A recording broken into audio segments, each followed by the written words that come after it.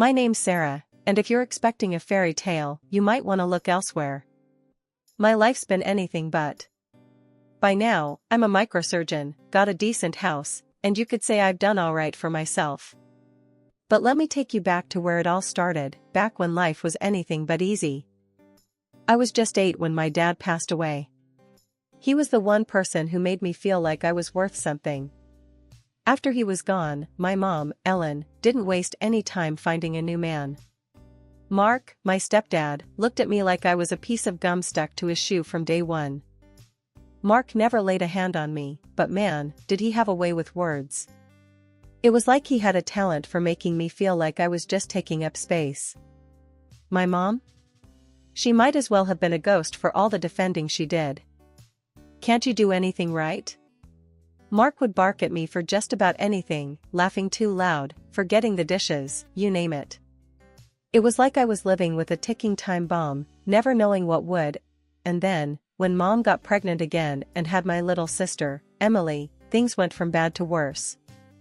I was thrilled to have a sister, don't get me wrong, but Mark saw it as the final nail in my coffin. We've got our own kid now. We don't need to be wasting resources on her, he told Mom, like I wasn't even there.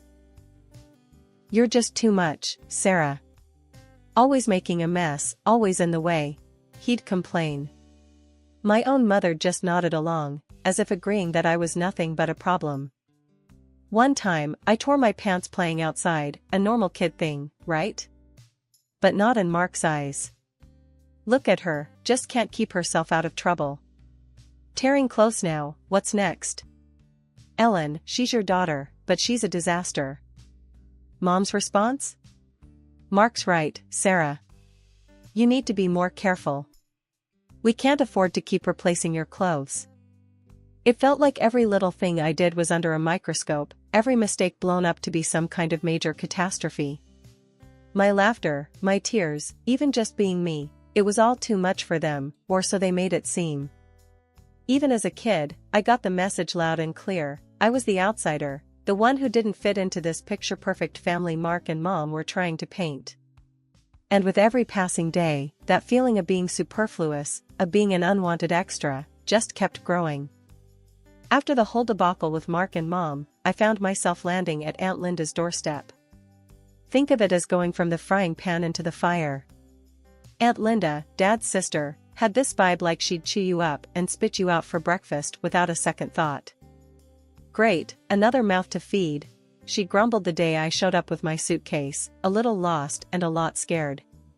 Her house was the strict, no-nonsense zone where fun went to die. And me? I was about to become its newest inmate. The rules were simple, do as told, don't mess up, and maybe, just maybe, you'll get through the day without a lecture. Fat chance of that happening with me being, well, me. Can't you do anything right, Sarah? Aunt Linda's favorite greeting, usually after I'd done something like leaving a light on or not making my bed so you could bounce a quarter off it. One day, I forgot to take the trash out, a mortal sin in Linda's house. You're just as useless as your mother said. Can't even remember a simple task, she barked, her voice sharp enough to cut glass. I'm sorry, Aunt Linda. It won't happen again, I stammered, trying to keep my voice steady. Apologies were like fuel to her fire, though. Sorry doesn't cut it, girl. You live under my roof, you follow my rules. Got it? Or is that too complicated for you to understand? Her words were like daggers, each one hitting its mark. It wasn't all bad, though. Some days, when I managed to stay under the radar, I'd find a quiet corner and lose myself in books, my escape from the constant criticism. But even that was a gamble. Reading again? That's not going to get you anywhere. You need to learn to do something useful, Linda would scoff, as if reading was a crime. The worst part wasn't the chores or the strict rules, it was the loneliness. I missed my sister, Emily, and even though Mom and Mark were no saints, there was a part of me that longed for something familiar, something like home. But Aunt Linda's place? It felt more like a prison. One evening, I tried to cook dinner, a peace offering of sorts. I was no chef, but I figured spaghetti couldn't be too hard. Boy, was I wrong. The sauce ended up everywhere but in the pot, a literal hot mess. Linda walked in, and her face went from 0 to furious in a second. "What in the world do you think you're doing? This kitchen is a disaster." I wanted to help. "To make dinner," I mumbled, my attempt at being helpful turning into yet another failure. "Help? You call this helping? You've just made more work for me. Don't ever try this again. You're more trouble than you're worth," she snapped, her words stinging like salt in a wound. That night, I cried myself to sleep, not for the first time since landing in her care. It was clear I was nothing but a burden to her, just like I had been to Mom and Mark. The message was loud and clear: I didn't belong anywhere. The worst part wasn't the constant chores or the never-ending criticism, it was the way she made me feel about myself. "You're just worthless, you know that? No wonder your mom dumped you here. She's probably relieved to be rid of you," she'd hiss whenever I dared to talk back or question her. Deep down, I clung to this naive hope that my mom would realize she missed me, that she'd come back for me. I used to imagine her showing up at Linda's doorstep, apologizing for everything and taking me back home. I believed, foolishly, that she still loved me, that maybe she was just too caught up with my stepdad and sister to reach out. One day, desperation got the better of me. I snuck into Aunt Linda's room and grabbed her phone, my heart racing as I dialed my mom's number. The phone rang, and for a moment, I held my breath, hoping for, I don't know, a miracle? "Hello?" Mom's voice came through, unfamiliar and distant. "Mom, it's me, Sarah. I miss you," I stammered, tears choking my words.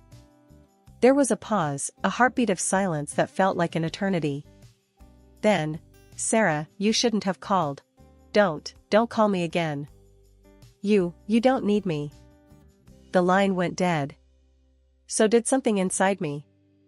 That call shattered any illusion of love or care from her. I was truly alone. Aunt Linda found out, of course. She always found out everything. "You little thief. How dare you use my phone without permission?" she raged, her face twisted in anger. The punishment that followed was harsh, more for the betrayal she felt than the act itself. That night, as I lay in my bed, nursing my bruises, both physical and emotional, a hard truth settled in. My mom didn't love me. She never would. And Aunt Linda's words echoed in my mind, a cruel mantra that seemed to confirm my worst fears. No one needs you. After the whole debacle with Aunt Linda, I found myself standing on the doorstep of Grandma Judy's house, my bags feeling like they were filled with rocks instead of clothes. I wasn't sure what to expect. My memories of Grandma were fuzzy at best, and Aunt Linda's parting words, "Good luck with her, you'll need it," weren't exactly comforting. Grandma Judy opened the door, and there she was, a stern look on her face that didn't exactly scream "Welcome home." "So, you're here," she said, her voice as cold as I remembered Aunt Linda's heart. "Come in, then. We've got rules in this house. You'll follow them." The first few weeks were rough. I kept to myself, trying not to step on any landmines. Grandma was tough, her words sharp as knives. Every mistake I made, she was there, pointing it out. "Can't you do anything right? Your mother really didn't teach you much, did she?" she'd snap. But something strange happened as the days turned into weeks. I started to see cracks in Grandma's tough exterior. One evening, as I sat at the kitchen table struggling with some math homework, she sat down beside me, her tone less harsh than usual. "Let me see that," she said, taking the pencil from my hand. Math was always my strong suit. It was the first time we'd done anything together that didn't involve a lecture.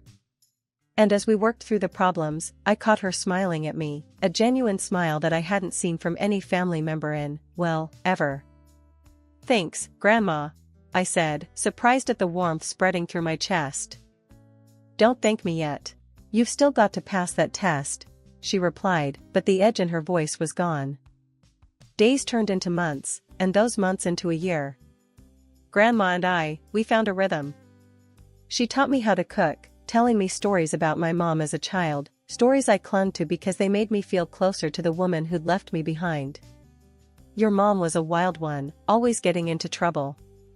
You've got her spirit, Grandma said one day, a hint of pride in her voice. It was during one of our cooking lessons that I finally opened up about how much it hurt, being abandoned by Mom. Grandma listened, really listened, and when I was done, she wrapped me in a hug so tight I could barely breathe. Your mom, she made her choices, but they're not on you. You're strong, stronger than you realize. And you're wanted, here, with me. That was the turning point. For the first time since Dad died, I felt like I belonged somewhere. Grandma wasn't just a relative, she was becoming my family, the kind you choose, not the kind you're born into. One evening, out of the blue, Grandma said, "I've been thinking. How would you feel about making this official? You know, adoption." I was speechless. The thought of belonging, really belonging to someone again, filled me with a mix of hope and disbelief. You mean it? I asked, barely daring to believe it. I've never been more serious about anything, Grandma replied, her gaze steady on mine. I want you to be in every sense of the word. Turning my life around wasn't easy, but with Grandma Judy's backing, I started to see a future for myself, one where I wasn't defined by my past. Medicine. That was the dream. It sounded crazy at first, even to me. I mean, going from feeling worthless to dreaming of becoming a microsurgeon? But Grandma, she believed in me, more than I ever believed in myself. Medicine, huh? Grandma raised an eyebrow the day I told her. That's a tough road, Sarah. You sure you're up for it? Yeah, I am, I replied, more to convince myself than her. I want to do something meaningful, you know? Help people. Grandma nodded, her expression softening. Then you'll do it. And I'll be right here, cheering you on. Getting into medical college was my next big hurdle. The books, the late nights, the endless exams, it was like diving into an ocean without knowing how to swim. But every time I thought about quitting, I'd remember Grandma's words, her faith in me. That kept me going. One day, after I got my acceptance letter, Grandma and I sat down at the kitchen table, the letter lying between us like a trophy. I knew you could do it, she said, her eyes misty. I couldn't have done it without you, Grandma, I admitted, feeling a lump form in my throat. None of that now. She brushed off the sentiment with a wave of her hand. You did the work, kid. You earned this. Medical school was a blur of sleepless nights, relentless studying, and the constant pressure to prove I belonged there. I made friends, sure, but I always felt like the odd one out, the girl who had clawed her way in from a world they knew nothing about. Hey, Sarah, you coming out with us tonight? A classmate, Jake, asked me one day. We're celebrating the end of exams. I hesitated, my mind on the mountain of study material waiting for me back at my dorm. I don't know, Jake. I've got so much to catch up on. Come on, everyone needs a break. Plus, you aced the exams.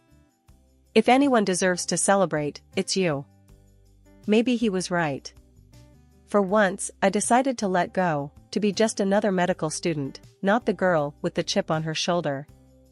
That night, I laughed and danced, feeling lighter than I had in years. But as medical school progressed, the challenges grew tougher. There were moments when I felt like I was in over my head, drowning in a sea of knowledge I could never fully grasp. One particularly tough day, after failing a simulation test, I called Grandma, fighting back tears. I don't know if I can do this, Grandma. It's just so hard. Sarah, her voice was stern, yet gentle, over the phone. You faced harder things in life than this. You're going to be an amazing doctor.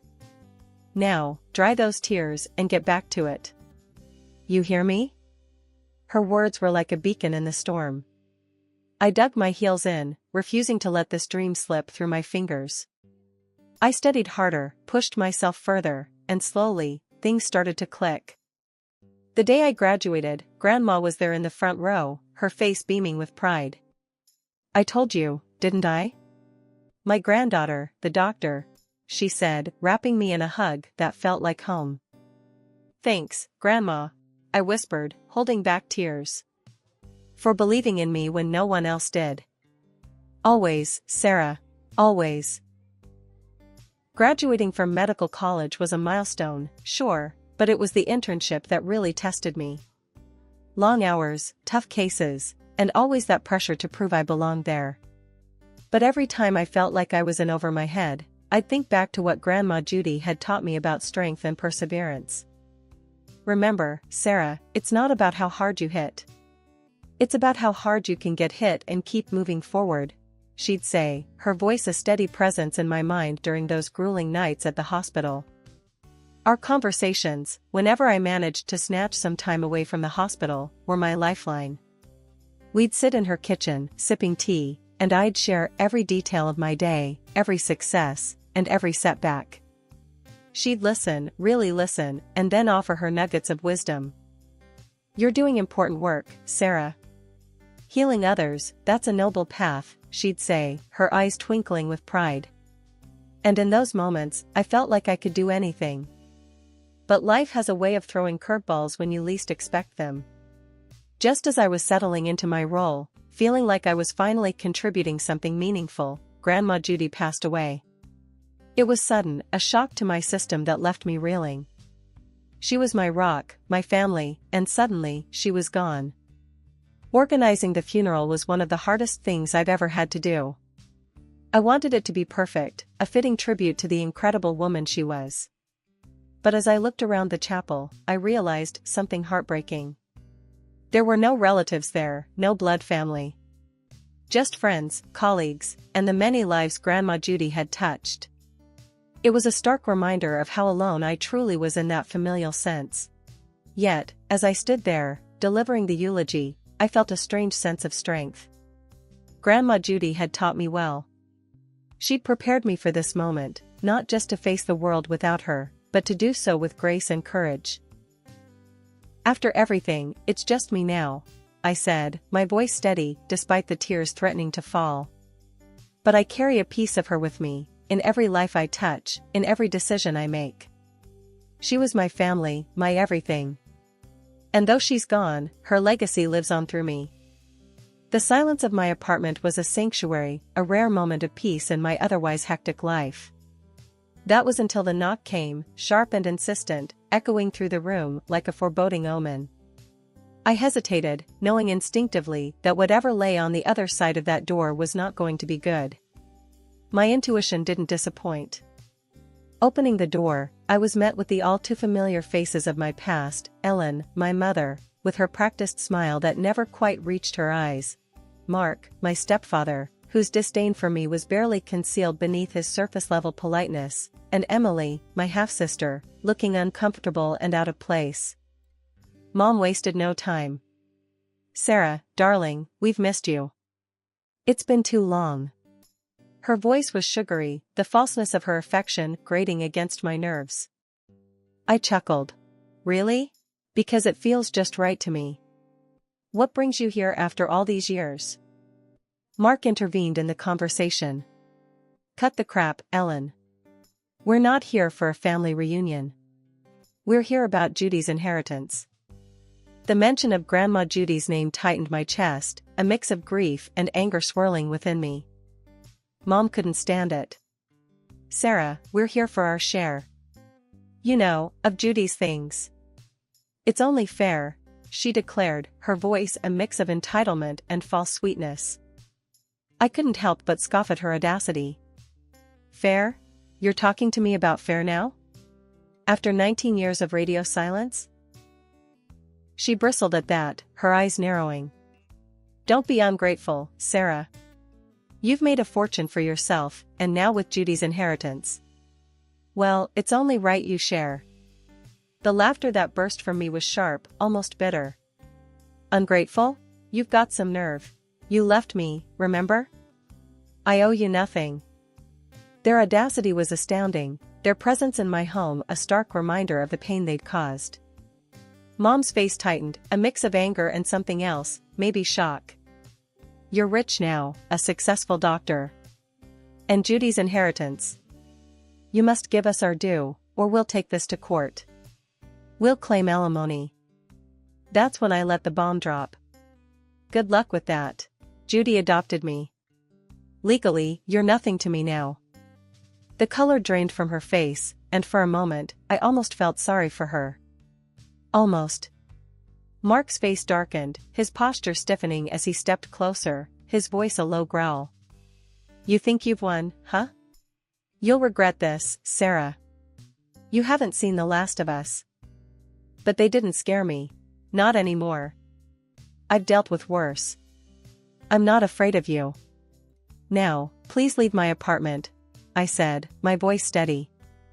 In the aftermath of my family's brazen demand for a share of Grandma Judy's inheritance, I foolishly believed that chapter of my life was closed.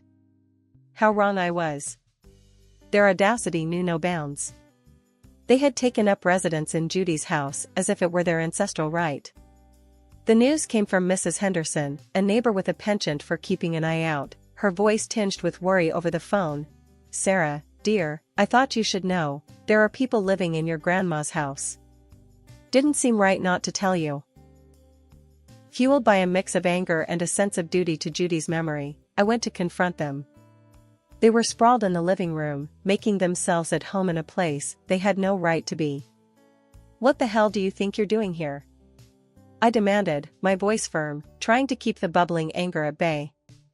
Mark, ever the provocateur, lounged on the sofa with a smirk that made my blood boil. Oh, look who decided to show up. We're just making ourselves comfortable, seeing as we're family and all, he retorted, his words dripping with unwarranted entitlement. Their audacity was astounding. You're no family of mine. And you sure as hell don't belong here. This is my property, legally left to me by Grandma Judy. You need to leave. Now. I shot back, standing my ground against the man who had made my childhood a misery. Mom, with her skewed sense of reality, chimed in. Don't be so dramatic, Sarah. We're just here for what's rightfully ours. Judy would have wanted it that way. Her attempt to manipulate Judy's wishes was transparent and pathetic. You wouldn't know what Judy wanted. You weren't there for her, remember? You have no claim here, and if you don't leave, I'll have to involve the police. I warned them, my patience wearing thin. The threat seemed to hit home. Mark stood up, trying to use his height to intimidate me, but those tactics no longer worked on me. You wouldn't dare, he bluffed, but his confidence was faltering. Try me. You have until the end of the day. If you're not out by then, I'll have the authorities here so fast your heads will spin, I declared, the resolve in my voice unmistakable. They knew then that I was serious, that the scared little girl they once knew was gone, replaced by someone who wouldn't be bullied or intimidated. They left, their departure marked not by triumph, but by the realization that they had underestimated me. I watched them go, a sense of victory mixed with the exhaustion of dealing with their never-ending greed. In the days following the showdown, a semblance of peace had begun to settle over me. But that tranquility was shattered by a call from Mrs. Henderson. Sarah, dear, you need to come over. Someone's gone and broken the windows at your grandma's place. Rushing over, the sight that greeted me was a jarring reminder of the spite my family was capable of. I bet it was Mark, I muttered under my breath, my suspicions voiced aloud without proof to back them.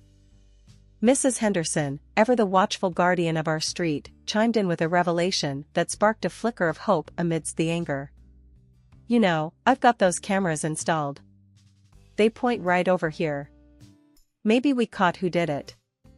Together, we pored over the footage, the grainy images flickering on the screen until the unmistakable figure of my stepfather appeared, stones in hand, malice in his actions. Armed with the evidence, my next call was to the police. I explained the situation, my voice steady, the evidence clear. I have video proof of my stepfather vandalizing the property. He's caused significant damage. The officer on the line was sympathetic, promising swift action. We'll handle it from here, ma'am. We've got enough to bring him in.